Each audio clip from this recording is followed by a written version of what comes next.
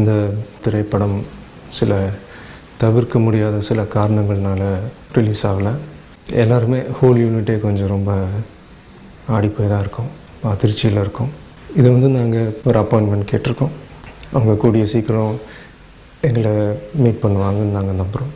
இதுக்கு ஒரு நல்ல முடிவு கொடுத்து கூடிய சீக்கிரம் இதை ரிலீஸ் பண்ணுவாங்கன்னு நாங்கள் நம்புகிறோம்.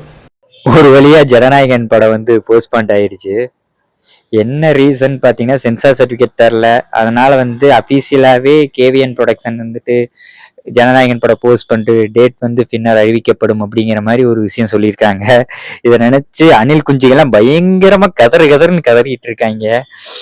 என்னடா உங்களுக்கு பிரச்சனை? படம் போஸ்ட்பாண்ட் ஆகிறதுல உங்களுக்கு என்ன புதுசா? என்ன துப்பாக்கி படமாகட்டும், தலைவா படமாகட்டும், அந்த மாதிரி எல்லா படங்களும் உங்களுக்கு போஸ்ட்பாண்ட் தானே ஆயிருக்கு. இந்த தலைவா படத்துல பிரச்சனை வரும்போது வந்து ஜெயலலிதா அம்மா வீட்டு வாசல்லையே நாள் கணக்கா காத்து கிடந்தார்ல, அதெல்லாம் இவங்களுக்கு ஞாபகம் வருமா வராதா?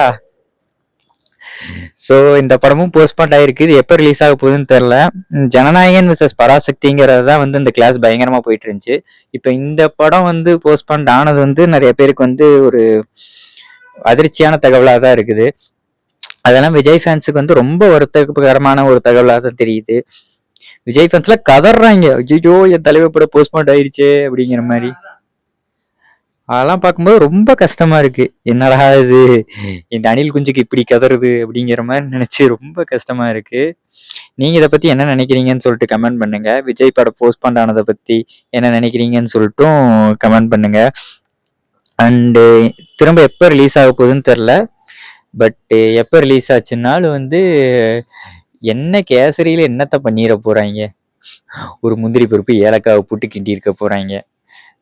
இல்லைன்னா அந்த கேசரி வந்து ஆரஞ்சு கலர்ல இருக்கும், இந்த கேசரி மஞ்சள் கலர்ல இருக்கும், அவ்வளவுதான். மற்றபடி கேசரி தான். இது ஒன்றும் சொல்றதுக்கு இல்லை.